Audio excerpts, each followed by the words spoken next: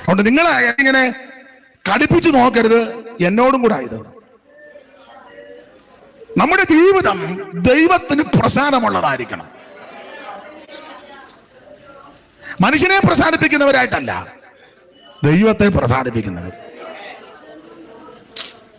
ആട്ടെ, ചിലരുടെ മുഖഭാവം കണ്ടിട്ട് ഇങ്ങനെയുള്ള വിഷയങ്ങളൊന്നും അവർക്ക് വലിയ താല്പര്യം ഇല്ലെന്ന് എനിക്ക് മനസ്സിലായി. ചിലക്ക് വിടുതലാണ് ഇഷ്ടം. രാത്രി വിറപ്പിച്ച് പറയില്ലേ, വൈബ്രേഷനില്ലേ, അവർക്ക് അതാ ഇഷ്ടം. ഇന്നിപ്പം എന്നെ കൊണ്ട് അത് ഒക്കുകയില്ല.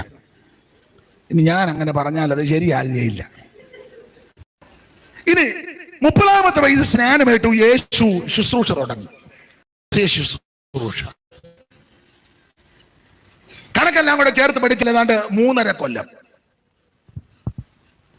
ആ 3.5 കൊല്ലത്തെ ശുശ്രൂഷകളെല്ലാം ഏതാണ്ട് പര്യവസാനിച്ച്, പിതാവ് ഏൽപ്പിച്ച കാര്യമെല്ലാം പര്യവസാനിപ്പിച്ച് തികച്ച് ഒടുവിൽ കഷ്ടാനുഭവങ്ങളിൽ കൂടി കടക്കാൻ പോകുകയാണ്.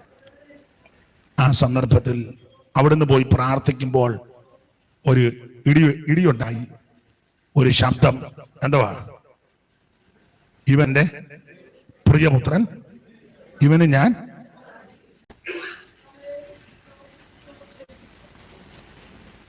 പന്ത്രണ്ട് വയസ്സ് മുതൽ 30 വയസ്സ് വരെ 18 കൊല്ലം അവിടത്തേക്ക് പ്രസാരമാണെന്ന് സാക്ഷിച്ചു. അതിനുശേഷം 30-ാം വയസ്സ് മുതൽ 33 തിരുവയസ്സിൽ അവിടുന്ന് നമുക്ക് വേണ്ടി യാഗമായി തീർന്നത്. ആ 3.5 കൊല്ലത്തെ ജീവിതവും അവിടുന്ന് പറയാ പ്രസാദമായിരുന്നെന്ന്. ദൈവത്തിന് പ്രസാദമുള്ളൊരു ജീവിതം. ദൈവം നമ്മെ കുറിച്ച് അതാ ഉദ്ദേശിക്കുന്നത്. പ്രസാദിപ്പിക്കാനല്ല, ഭർത്താവിനെ പ്രസാദിപ്പിക്കാനല്ല, ഭാര്യയെ പ്രസാദിപ്പിക്കാനല്ല, മക്കളെ മാതാപിതാക്കളെ അവർ വേണ്ടെന്നല്ല, അവരോട് നല്ല രീതി ഇടപെടരുതെന്നും അല്ല വിധം. ദൈവത്തിന് പ്രസാദം വരുന്ന ജീവിതം. അതെ, അധികം വിവരിക്കുന്നില്ല. ഇവിടെ മിക്ക പേരിലും ദൈവം പ്രസാദിച്ചില്ല. ഇവർ രക്ഷിക്കപ്പെട്ടവരാ, സ്നാനപ്പെട്ടവരാ, ആത്മസ്നാനം പ്രാപിച്ചവരാ, അപ്പം തിന്നവരാ, മോശയോട് ചേർന്നവരാ, മരുഭൂമിയിൽ പ്രയാണം ചെയ്തവരാ, മേഘത്തിന്റെ തണലിൽ ആയിരുന്നവരാ, അഗ്നിസ്തംഭത്തിന്റെ വെട്ടപ്രഭ അനുഭവിച്ചവരാ. പക്ഷെ അവരെ പറ്റി പറയാ ദൈവം പ്രസാദിച്ചില്ലെന്ന്.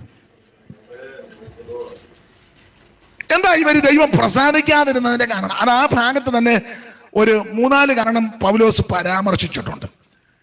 അതിലൊന്ന് ഇവർക്ക് ദുർമോഹം. 6-ാം വാക്യം വായിച്ചേ.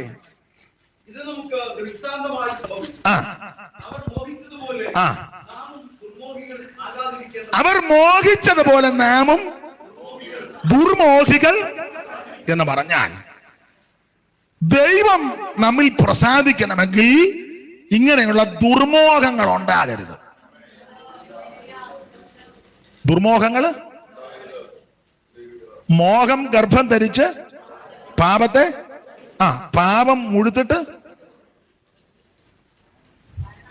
മരണത്തെ പേറുന്നു. ഈ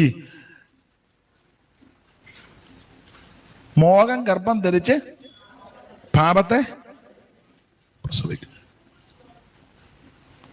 ഞാൻ വിവരിക്കുന്നില്ല. ദൈവമക്കളുടെ അകത്ത് ആവശ്യമില്ലാത്ത മോഹങ്ങൾ, ദുർമോഹങ്ങൾ കടന്നുകൂടരുത്.